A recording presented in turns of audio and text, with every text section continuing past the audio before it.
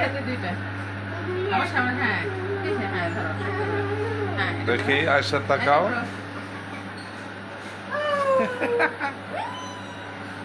দেখি দেখি হ্যাঁ। ইলিশ মাছ আজকে কি? এই যে ইলিশ মাছ না, এখন হ্যান্ড ওয়াশ দিয়ে হাতটা ধুয়ে ফেলো। আর তো করবা? আচ্ছা ধরো।